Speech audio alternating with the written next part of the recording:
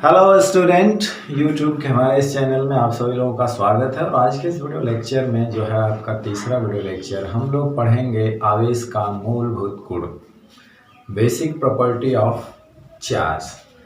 जो basic property हैं मुख्य रूप से, हालांकि हमने चार्ज की कुछ प्रॉपर्टी, उसका कुछ बिहेवियर, कॉन्सेप्ट जो है इसके पहले वाले वीडियो लेक्चर में देखा, लेकिन आज हम लोग पढ़ेंगे basic property of electric charge.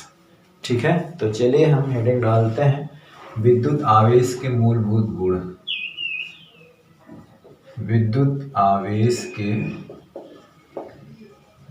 मूलभूत गुण, जिसको हम क्या कहेंगे कि बेसिक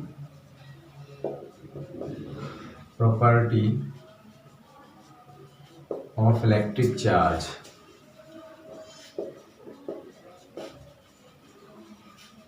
ठीक है ना, मूलभूत गुण है। क्या है विद्युत आवेश के? तो तीन मूलभूत गुण हैं जिसको आज हम लोग पढ़ेंगे। पहला है आवेश के योज्यता माने जुड़ने का नियम। आवेश के योज्यता का नियम मतलब है जुड़ने का नियम। एडिटिविटी ऑफ चार्ज भी कह सकते हैं। यहाँ पे हम लिख सकते हैं जुड़ने का नियम। जुड़ने का नियम, एडिटिविटी ऑफ चार्ज। ठीक है ना, एडिटिविटी ऑफ चार्ज। ठीक है ना, एडिटिविटी ऑफ चार्ज। तो जुड़ने का नियम, तो जुड़ने का नियम क्या है कि चार्ज जो जानते हैं, आवेश को कूलाम में मापा जाता है। तो चार्ज जो है वो एक स्केलर क्वांटिटी है, मतलब अदिश राशि है। तो इसको जोड़ने का नियम क्या होता है कि इसे साधारण जो बीजगणितीय ढंग से, यानी कि इसको चिन्ह सहित इसको जोड़ दिया जाता है। ठीक है ना, यानी कि अगर हम किसी वस्तु पे अगर हम चार्ज की बात करें, जिसमें कि +4 चार्ज है, -3 चार्ज है, फिर +2 चार्ज है, -1 चार्ज है, तो उस पर नेट चार्ज क्या है? तो नेट चार्ज जब निकालेंगे तो उनको चिन्ह सहित जोड़ देना, क्योंकि अदिश राशि है, इसको चिन्ह सहित जोड़ा घटाया जा सकता है। तो एडिटिव नेचर का मतलब ये बीजगणितीय ढंग से जोड़ता और घटता है। ठीक है ना, तो कहने का मतलब ये है कि किसी वस्तु पर उपस्थित आवेश की जो मात्रा होती है, अब हमें किसी वस्तु पर उपस्थित आवेश की मात्रा या नेट मात्रा की बात करें, तो वस्तु पे उपस्थित आवेश की नेट मात्रा की बात करें, आवेश की नेट मात्रा वस्तु पर उपस्थित आवेशों के बीजगणितीय योग के बराबर होता है। बीजगणितीय योग के बराबर होता है। तो इसे हम साधारण बीजगणित के ढंग से प्लस माइनस के साथ इसको जोड़ देते हैं। मानने का मतलब आवेश पॉजिटिव भी होता है, आवेश नेगेटिव भी होता है। मान लेते हैं कि यदि किसी वस्तु पर मान लेते हैं आपका +4E चार्ज है, ठीक है, +7E चार्ज है, ठीक है, मतलब ऐसे आर्बिट्री मतलब हम ले रहे हैं। -3E चार्ज है, -2E चार्ज है। तो मतलब आवेश उपस्थित है, आवेश उपस्थित हो तो वस्तु पर जो नेट आवेश क्या हो जाएगा, तीन का बीजगणितीय योग, तीन को चिन्ह के साथ जोड़ देंगे। 4E + 7E 3E 2E, चिन्ह के साथ हमने क्या कर दिया, जोड़ दिया, मतलब इसको ऐसे कर लीजिए, प्लस रहेगा लेकिन -3, प्लस रहेगा लेकिन -2e, हमने इसको जोड़ा है चिन्ह के साथ। अब देखो क्या होगा, 7 4 11, 11 में से 5 चला जाए तो क्या आएगा, +6e। ठीक है ना। अभी हम लोग ई की बात करेंगे। ई जो है मूल आवेश होता है, सबसे न्यूनतम आवेश होता है, तभी आपको ये समझ में आ जाएगा। ठीक है ना। यानी कि जो भी सबसे न्यूनतम आवेश होता है वो ई होता है। ठीक है, जिसको हम लोग मूल आवेश कहते हैं। इसके बाद उसी की प्रॉपर्टी है। ठीक है, तो ये हमारी थी विद्युत आवेश के मूलभूत गुण में आवेश के योज्यता का नियम। ठीक है ना, एडिटिविटी ऑफ चार्ज, जुड़ने का नियम इस तरह से जुड़ता है। क्योंकि यह आवेश जो होता है अदिश राशि है, तो इसको बीजगणितीय ढंग से जोड़ा या घटाया जा सकता है। ठीक है, तो इसका स्क्रीनशॉट लीजिए या इसको आप नोट कर लीजिएगा। अब हम चलते हैं दूसरा नेचर, आवेश की परमाणुकता यानी क्वांटाइजेशन ऑफ चार्ज, क्वांटीकरण ऑफ चार्ज। ठीक है ना, यानी आवेश की परमाणुकता, आवेश का क्वांटाइजेशन यानी आवेश क्वांटम के रूप में व्यवहार करता है। ठीक है ना, यानी आवेश का क्वांटीकरण है। अब देखते हैं कि आवेश का क्वांटीकरण क्या होता है। तो आवेश की परमाणुकता होता है, दूसरा बेसिक नेचर है आवेश की परमाणुकता, यानी आवेश का क्वांटीकरण,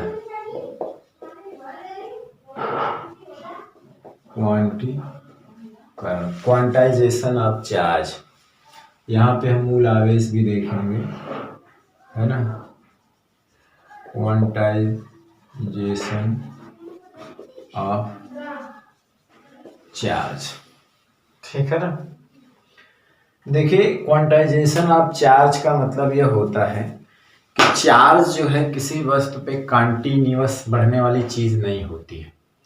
जो चार्ज होता है वो कंटीन्यूअस नहीं बढ़ने वाला होता, बल्कि स्टेप बाय, जैसे सीढ़ी स्टेप बाय स्टेप होती है ना, तो इसीलिए किसी वस्तु को जब भी हम चार्ज दे सकते हैं या उससे चार्ज ले सकते हैं तो स्टेप बाय स्टेप ले सकते हैं, कॉन्टिन्यूअस नहीं ले सकते हैं।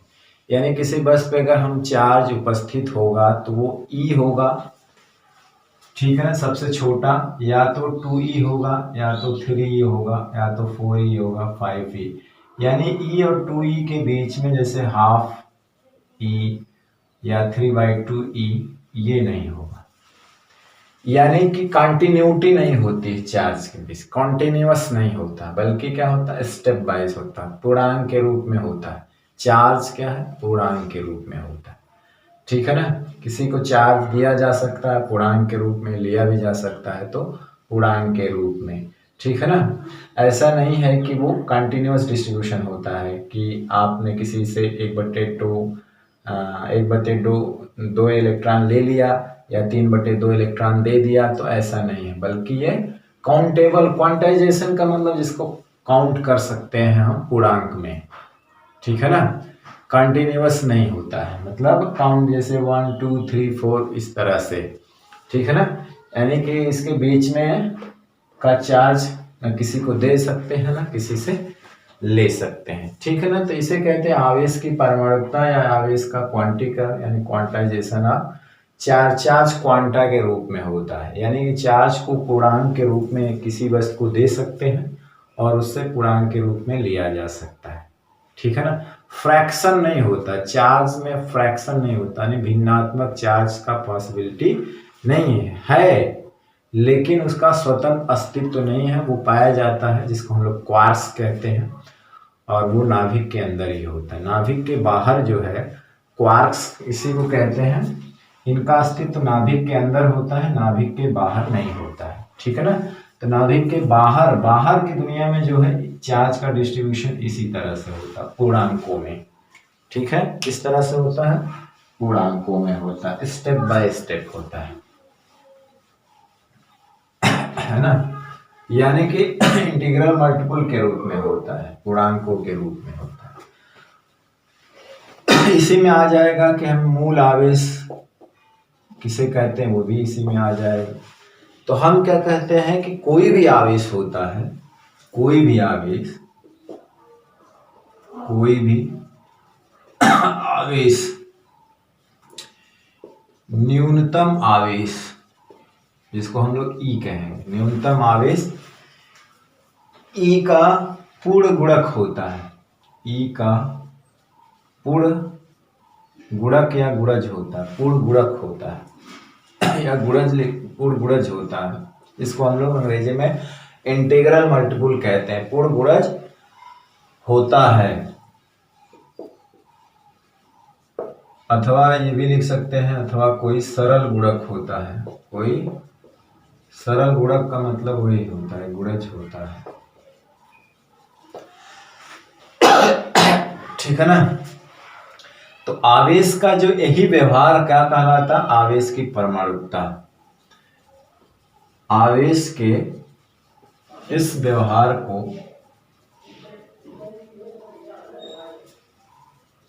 आवेश की परमाणुकता कहते हैं, परमाणुकता कहते हैं। तथा न्यूनतम आवेश को मूल आवेश कहते हैं। ठीक है ना, न्यूनतम आवेश को मूल आवेश, न्यूनतम आवेश ई जो नहीं था उसको मूल आवेश कहते हैं। तो आवेश ई का कोई पूर्ण गुणज होता है, ये इसकी प्रॉपर्टी है मूलभूत। ई 2e 3 4e 5e 6e, ई और 2e के बीच में कोई चार्ज का अस्तित्व नहीं होता। इसी प्रॉपर्टी को हम लोग क्वांटाइजेशन कहा जाता है, या तो हम लोग इसको परमाणुकता कहते हैं। ठीक है ना। इस प्रकार किसी वस्तु पे उपस्थित आवेश की मात्रा को एक फार्मूला द्वारा दिखाया जाता है कि किसी वस्तु पर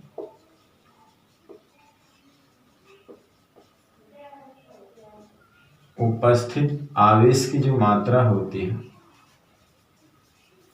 जिसको कैपिटल क्यू या स्मॉल क्यू ये है, वो प्लस माइनस एन ई होती है।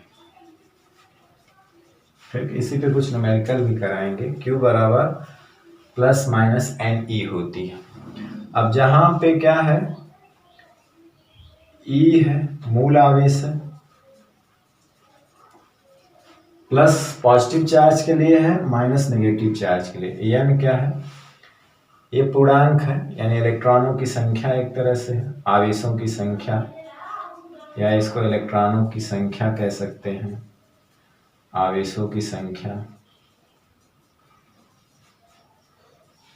जो कि पूर्णांक के रूप में होती है। ठीक है ना।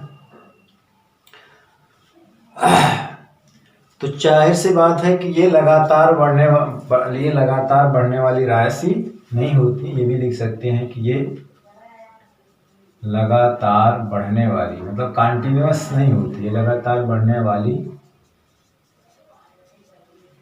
राशि नहीं होती है। ठीक है ना। ये लगातार बढ़ने वाली राशि नहीं होती है। इसका कारण यह है, इसी कारण से इलेक्ट्रॉन का विभाजन नहीं किया जा सकता। जैसे इलेक्ट्रॉन सबसे, परमाणु का सबसे मूल कण होता है, 3 कण होते हैं, इलेक्ट्रॉन, प्रोटॉन और न्यूट्रॉन। अब इलेक्ट्रॉन का पुनः विभाजन नहीं किया जा सकता, वो भी नाभिक के बाहर, यानी कि परमाणु के बाहर। ठीक है ना। तो ये चीज जो होती है इलेक्ट्रॉन, यानी ये लगातार बढ़ने वाली राशि नहीं होती है। ठीक है ना। इसका कारण यह है कि इलेक्ट्रॉन का विभाजन नहीं किया जा सकता। ये भी लिख सकते हैं कि इसका कारण यह है कि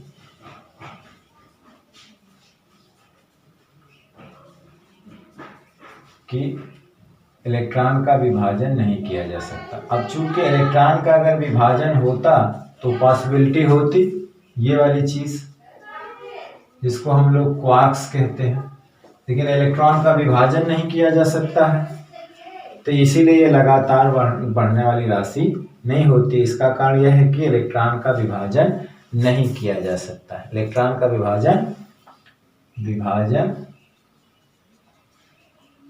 नहीं किया जा सकता है। ठीक है, तो ये था हमारा आवेश का दूसरा मूलभूत गुण, जिसको हम आवेश की परमाणुता। इसमें आपने मूल आवेश को भी समझ लिया किसे कहते हैं। जो सबसे छोटा आवेश होता है जिसको ई से प्रदर्शित करते हैं उसी को इलेक्ट्रॉनिक आवेश, मूल आवेश, एलिमेंट्री चार्ज कहा जाता है। ठीक है ना। एन नंबर्स है, ठीक है ना, क्या है, एन नंबर्स है, ऑर्डर्स है, पूर्णांकों में होता है। एक का एन का मान 1 2 3 4 ऐसे भी हो सकता है। एन बराबर कहाँ शुरू होगा, 1 2 3 4 ऐसे। ठीक,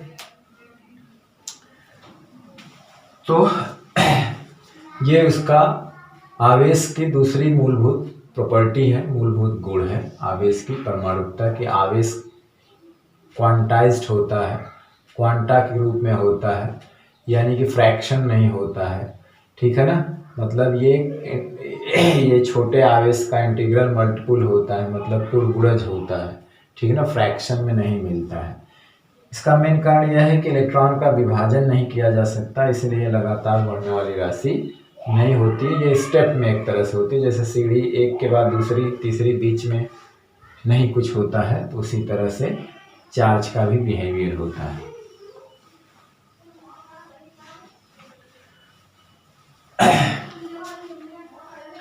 अब जैसे हम इसमें एक उदाहरण लेते हैं दूसरे में, कि मान लेते हैं अगर आप, एक सवाल है कि क्या किसी वस्तु को, क्वेश्चन है, अब किसी वस्तु को चार्ज पूर्णांक के रूप में दिया और लिया जा सकता है। तो सवाल है कि क्या किसी वस्तु को +8 × 10⁻18 कूलाम आवेश दिया जा सकता है, आवेश दिया जा सकता है। ठीक है ना, क्या किसी वस्तु को +8 × 10⁻18 कूलाम आवेश दिया जा सकता है। ठीक है ना, ये हमारा प्रश्न है। तो प्लस है तो हम ये सूत्र लगाएंगे Q बराबर या स्मॉल q + n। तो यहाँ से हम n निकालेंगे, n होना चाहिए पूर्णांक में, तो Q बराबर E, Q की वैल्यू क्या है, 8 × 10⁻18 और E की वैल्यू होती है 1 × 10⁻19। हाँ, एक चीज और है कि जो E की वैल्यू होती है, जिसको मिलिकन नामक वैज्ञानिक ने E की वैल्यू आयल ड्रॉप मेथड से E की वैल्यू मापी थी, उसका मैग्नीट्यूड मापा था। तो कितना होता है, तो जो मूल आवेश E की वैल्यू जो होती है वो होती है 1.6 × 10⁻19 कूलम होती। ठीक है ना, अगर इलेक्ट्रॉन है तो ये माइनस होगी और प्रोटॉन है तो ये प्लस होगी। ठीक है ना, तो E की वैल्यू जो होती है कूलाम में वो इतनी होती है। मिलिकन नामक वैज्ञानिक ने ऑयल ड्रॉप मेथड से इस वैल्यू को निकाला था एक्सपेरिमेंटली। तो ये मूल आवेश की वैल्यू होती है इतना कूलाम। तो चूंकि चार्ज को कूलाम में मापा जाता है तो उसका कूलाम में माप इतना आता है। ठीक है, अब यहाँ से अगर हम इसको कैलकुलेट करें तो हमें क्या मिलता है, कैलकुलेशन देखिए, ये तो प्लस में ही है, तो ये ऊपर जाएगा तो ये दशमलव हटाएंगे तो यहाँ 80 मिलेगा, और ये ऊपर जाएगा तो 19 हो जाएगा, नहीं से 16 5 80 और एक 10 यहाँ से मिल जाएगा तो 50। ये क्या है, पूर्णांक आ गया। ठीक है ना, पूर्णांक आ गया ना, n की वैल्यू पूर्णांक में आ गई, अतः आवेश दिया जा सकता है। अतः आवेश क्या है, दिया जा सकता है, क्योंकि इसकी वैल्यू पूर्णांक में आ गई ना, इसका मतलब है कि इतना कूलाम आवेश किसी वस्तु को दिया जा सकता है। अब जैसे हम बात करें यहाँ पे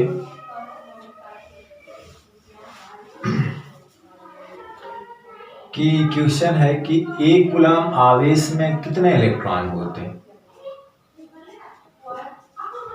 कितने इलेक्ट्रॉन होते हैं।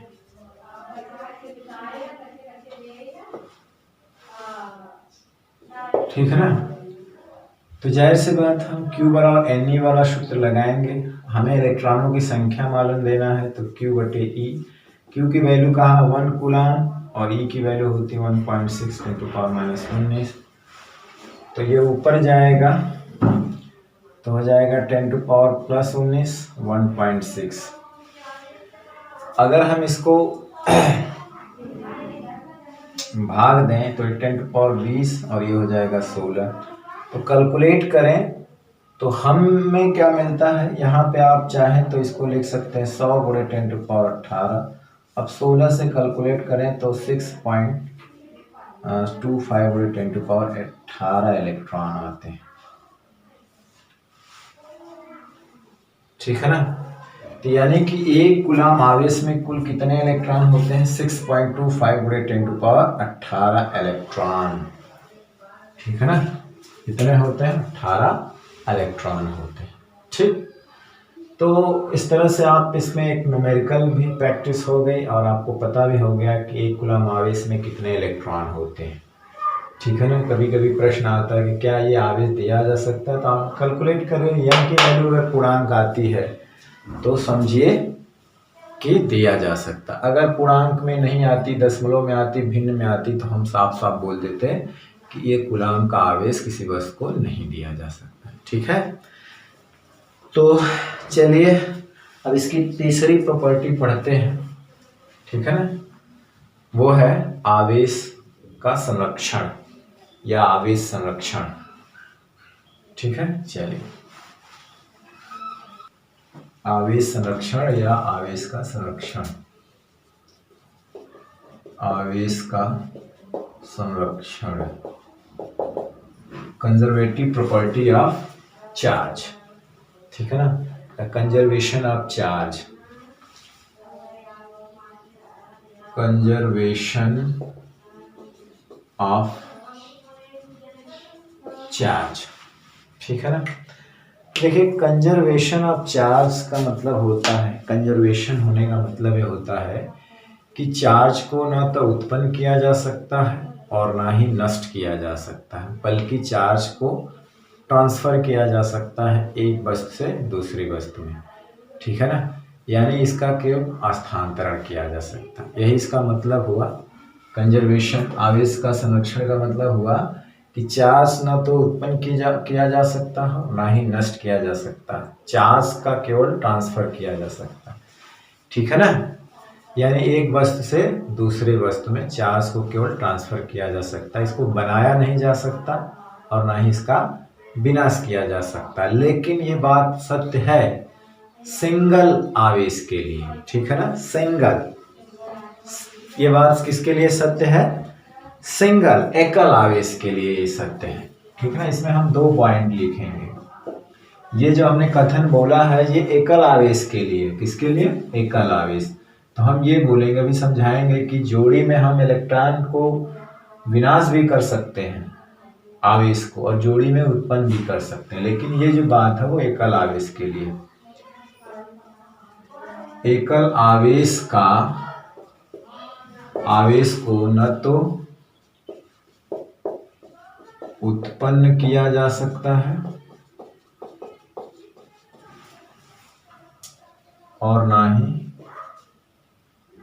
न तो एकल आवेश को न तो उत्पन्न किया जा सकता है न तो नष्ट किया जा सकता है, नष्ट किया जा सकता है। ठीक है ना। एकल आवेश को न तो उत्पन्न किया जा सकता है और न ही नष्ट किया जा सकता है। इसे केवल स्थानांतरित किया जा सकता है। इसे केवल क्या किया जा सकता है, स्थानांतरित किया जा सकता है, स्थानांतरित किया जा सकता है। ठीक है ना। लेकिन सिंगल इलेक्ट्रॉन को, सिंगल आवेश को ही हम ट्रांसफर कर सकते हैं। ऐसा देखा गया है कि जोड़ी में, पेयर में आवेश उत्पन्न भी होते हैं और आवेश नष्ट भी होते हैं। पेयर का मतलब होता है एक पॉजिटिव हो और एक नेगेटिव। ऐसा नहीं कि दोनों पॉजिटिव हो दोनों नेगेटिव, नहीं। जोड़ी में मतलब है एक प्लस एक माइनस, जोड़ी में नष्ट भी होंगे, जोड़ी में उत्पन्न भी होंगे। एग्जाम्पल आप आगे डिटेल में पढ़ेंगे। युग्म उत्पादन जिसको बोलते हैं, पेयर प्रोडक्शन, और युग्म विनाश जिसको बोलते हैं एनिहिलेशन। ठीक है ना, तो अभी वो भी चीज हम लोग लिखेंगे। ठीक है, तो यहाँ पे इलेक्ट्रॉन का ट्रांसफर हो सकता है, जैसे ये सोडियम है, इससे एक इलेक्ट्रॉन ट्रांसफर हो गया तो ये चीज बन गया। ठीक है ना, हाइड्रोजन, इससे इस प्लस एक आया, इसका मतलब एक इलेक्ट्रॉन ट्रांसफर हो गया। ठीक है, यूरेनियम 292 है, 238 है, इससे थोरियम बन गया 234 और 90, तो हीलियम। ठीक है ना, ये चीज आ गया। ठीक, तो यहां पे देख रहे हैं कि गायब नहीं हो रहा है, केवल वो ट्रांसफर हो रहा है। इलेक्ट्रॉन यहाँ पे था तो सरते उसे निकाल दिया गया तो ट्रांसफर होगा कहीं और, है ना, कहीं और चला गया, लेकिन उसे उत्पन्न नहीं किया गया और ना उसको नष्ट किया जा सकता, बल्कि चार्ज का केवल ट्रांसफर हुआ है। यहाँ पर ये जो तीनों चीज हमने लिखा है यहाँ पे क्या है, चार्ज का केवल ट्रांसफर हुआ है। ठीक है ना, तो चार्ज एकल आवेश को न तो उत्पन्न किया जा सकता है न तो नष्ट किया जा सकता है, इसे केवल स्थानांतरित किया जा सकता है। ठीक है ना, अब जैसे हम ये लिखेंगे, इसके दूसरा मतलब लिखेंगे कि जोड़ी में, पेयर में आवेश जोड़ी में उत्पन्न भी किए जा सकते हैं और नष्ट भी किए जा सकते हैं। ठीक है, जैसे इस तरह से इसका दूसरा कथन यह होगा कि आवेश को जोड़ी में उत्पन्न किया जा सकता है और जोड़ी में ही नष्ट किया जा सकता है। जोड़ी का मतलब होता है एक प्लस, कपल जिसको कहते हैं, कि आवेश को जोड़ी का मतलब होता है प्लस माइनस, जोड़ी में उत्पन्न किया जा सकता है तथा जोड़ी में नष्ट भी किया जा सकता है, नष्ट भी किया जा सकता है। ठीक है ना, तो जोड़ी में केवल उत्पन्न किया जा सकता है और जोड़ी में ही नष्ट किए जा सकते हैं। अब इसके लिए दो एग्जाम्पल हम दे सकते हैं, जैसे युग्म विनाश या युग्म उत्पादन, है ना। यानी एग्जाम्पल अगर हम दें तो आप इसको पढ़ेंगे, जिसको कहते हैं युग्म उत्पादन, इसको अंग्रेजी में कहते हैं पेयर प्रोडक्शन।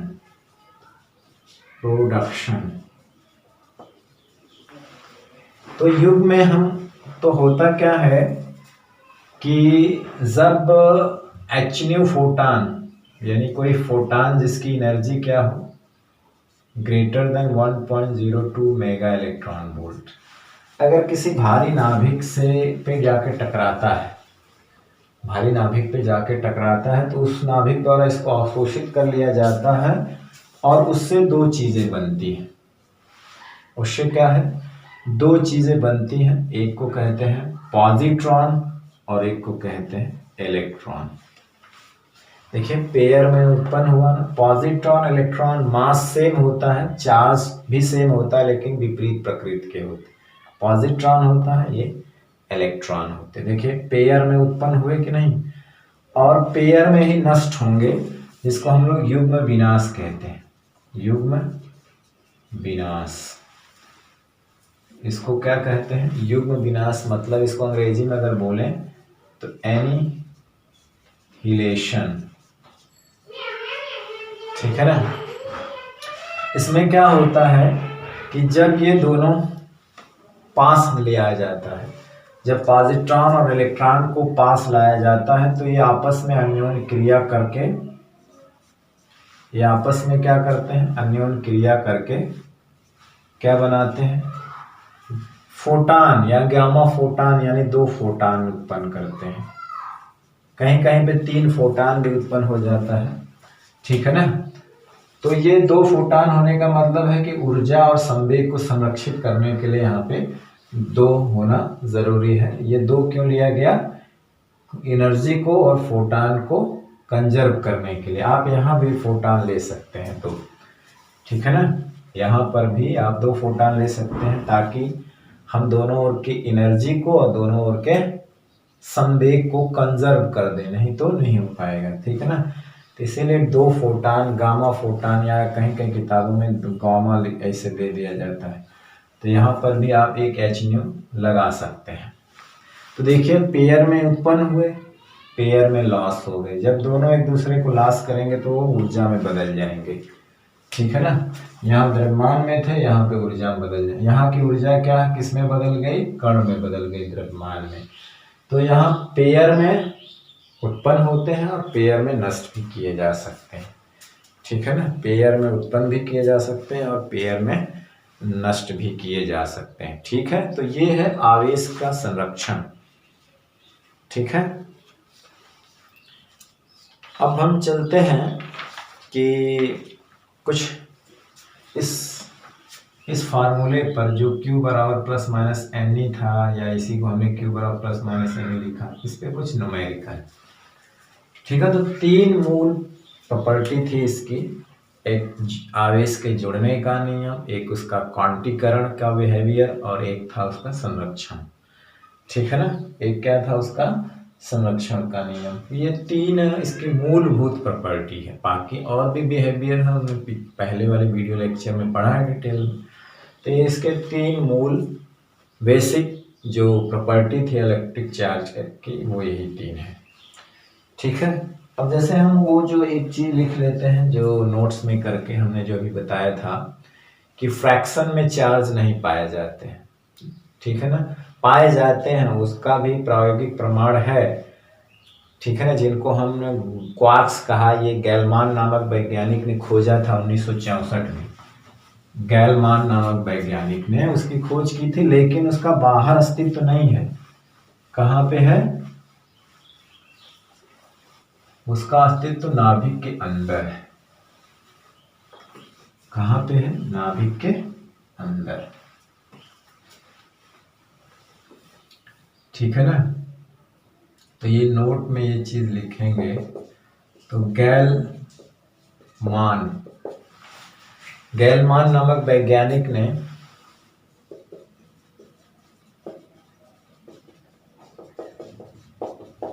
1964 में कुछ कणों की खोज की थी। कणों की खोज की थी जिन्हें क्या नाम दिया उन्होंने? क्वार्क कहा जाता है। और जिस पर क्या होते हैं, जिस पर प्लस माइनस 1/2 ई, या आप इसको लिख सकते हैं 2e/3, है ना, आवेश हो सकते हैं। ये चीज ठीक। तो इनका स्वतंत्र रूप से कोई अस्तित्व नहीं होता है, यानी नाभिक के बाहर नहीं, इनका स्वतंत्र रूप में कोई अस्तित्व नहीं होता। ठीक है ना, ये नाभिक के अंदर ही पाए जाते हैं। ये नाभिक के अंदर पाए जाते हैं। तो नाभिक के अंदर प्रोटॉन और न्यूट्रॉन होते हैं, वही टूट करके इस तरह का चार्ज बनाते हैं। ठीक है ना, वही टूट करके इस तरह का चार्ज बनाते हैं। स्वतंत्र रूप से बाहर इनका कोई अस्तित्व नहीं होता। तो हम इस पे ध्यान नहीं देंगे। हम जो चार्ज का बिहेवियर बाहर होता है, क्वांटीकरण, क्वांटाइजेशन जो होता है, वो इंटीग्रल रूप में पाए जाते हैं, पूर्णांक रूप में, उसी को हमें ध्यान देना, वही पढ़ना है। ठीक है, ये जानकारी के लिए था ऐसा। चलिए अब हम लोग कुछ सवाल लगा लेते हैं। ठीक है ना, उस सूत्र पे चलिए कुछ प्रैक्टिस कर लिया जाए। जैसे हम इसका पहला सवाल लेते हैं कि किसी चालक पर, ठीक है, जैसे इसका पहला सवाल क्या है, किसी चालक पर किसी चालक पर 10⁻⁷ किसी चालक पर 10⁻⁷ कूलाम धन आवेश है। बताओ, ठीक है ना। इसमें बताना है कि इस पर कितने इलेक्ट्रॉनों की अधिकता या कमी है, कि चालक पर कितने इलेक्ट्रॉनों की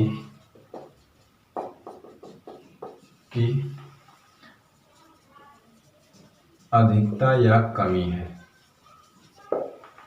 ठीक है ना, ये बताना है। तो हमें पता है कि जब धन आवेश है तो पहली बात तो क्लियर हो गई कि जब चालक पर धन आवेश है इलेक्ट्रॉनों की कमी होगी, इलेक्ट्रॉनों की कमी होगी, ये पहली बात। अधिकता होती तो ऋण आवेश होता, लेकिन कितने इलेक्ट्रॉनों की कमी होगी वो निकालना है। तो ये वाला सूत्र हम जानते हैं, ठीक है ना, ये वाला सूत्र जानते हैं। तो यहाँ से इलेक्ट्रॉन Q/E, तो Q कितना है 10⁻⁷ प्लस है और E की वैल्यू 1.7 माइनस कूलाम।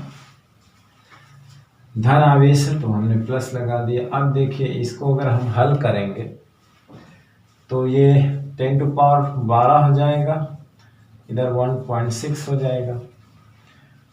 आप इसको आप लिख सकते हैं 100 × 10⁻11/16। तो आप देखेंगे कि कितना आएगा 6.25 × 10⁻11। इतने इलेक्ट्रॉन की कमी होगी, इतने इलेक्ट्रॉन की कमी होगी, ठीक है। उसी तरह से एक दूसरा सवाल है,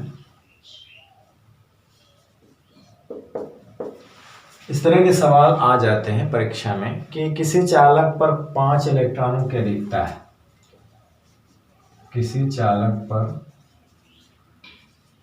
5 इलेक्ट्रॉनों की अधिकता है, किसी चालक पर कितने इलेक्ट्रॉनों की अधिकता है, 5 इलेक्ट्रॉनों की अधिकता। तो इस आवेश का मान बताइए और उसकी प्रकृति बताना है। तो इस आवेश का मान तथा प्रकृति बताइए। मान मतलब Q की वैल्यू मालूम करना है और पॉजिटिव टाइप का होगा कि नेगेटिव टाइप का। अब देखिए इलेक्ट्रॉन की अधिकता है तो इसका मतलब वो तो पॉजिटिव नहीं हो सकता, नेगेटिव ही होगा क्योंकि इलेक्ट्रॉन की अधिकता है। तो हम जानते हैं कि Q बराबर, आप कैपिटल भी लिख सकते हैं यानी, तो जाहिर से हमें Q चाहिए। यहाँ पे N बराबर कितने इलेक्ट्रॉन है, 5 इलेक्ट्रॉन। तो N के जगह कितना रखेंगे, 5, और E की वैल्यू आपको पता है कितना है। तो यहाँ से तो आप पता कर लिए 16×5 = 80, मतलब 8 × 10⁻⁻, इतने कूलाम आवेश है। प्रकृति में क्या है कि जब इलेक्ट्रॉन की अधिकता है तो ऋण आवेश होगा, इलेक्ट्रॉन की अधिकता है तो क्या होगा, जाहिर सी बात है क्या होगा, ऋण आवेश होगा। तो यहाँ पे हम क्या लिखेंगे, ऋण आवेश। प्रकृति कैसी होगी उसकी, ऋण आवेश की, ठीक। तो चलिए 2 सवाल और लगा लेते हैं, इसके बाद वीडियो यहीं समाप्त करते हैं। चलिए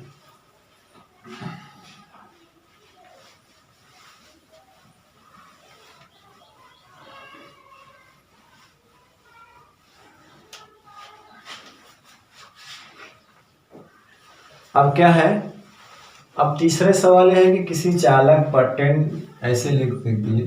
तीसरा है कि किसी चालक पर 10⁻10 कूलाम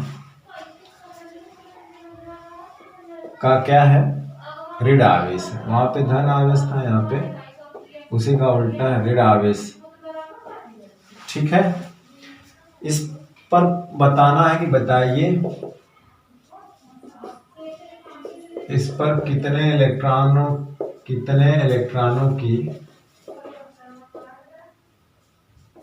की कमी या अधिकता है, ठीक है।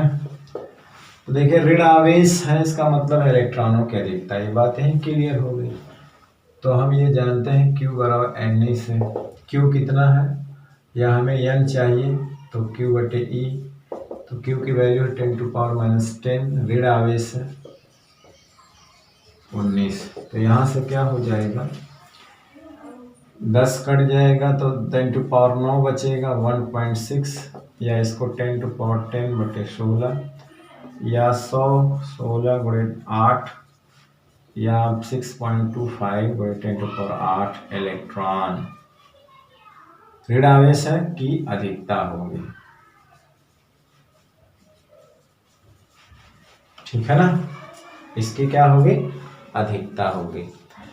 अब दूसरे सवाल का उल्टा है, चौथा सवाल है कि किसी चालक पर 10 के घाते 15, हम अगर बात करें ये किसी चालक पर 10 के घाते 15 इलेक्ट्रॉन, उस वाले सवाल में क्या थी, अधिकता थी, हम बोल देते हैं कि कमी है। तो चालक पर कितना आवेश किस प्रकृति का है, कितना आवेश किस प्रकृति का है। तो फिर वही Q बराबर आपकी यानी Q चाहिए हमको, तो N कितना है 10⁻15। इलेक्ट्रॉन की कमी है तो जाहिर सी बात जहाँ कमी होती है वहाँ धन आवेश होता है 1.6 बटे 10⁻19। तो ये 1.6 हो जाएगा और 15 यानी 10⁻⁻4 ये आएगा। तो इलेक्ट्रॉन की कमी है तो जाहिर सी बात है धन आवेश होगा, यहाँ पे प्लस लिख सकते हैं। तो क्या होगा, धन आवेश होगा। क्या होगा, धन आवेश। क्यों धन आवेश होगा, क्योंकि पहले ही बोल रखा है कि इलेक्ट्रॉन की कमी, तो जहाँ इलेक्ट्रॉन की कमी होती है वहाँ पे क्या होता है, धन आवेश होता है। तो चलिए आज का वीडियो लेक्चर अब यहीं समाप्त करते हैं और नेक्स्ट वीडियो लेक्चर में नेक्स्ट टॉपिक के साथ फिर मिलते हैं। तब तक पढ़ाई करते रहिए, पढ़ते रहिए। All the very best, thank you very much.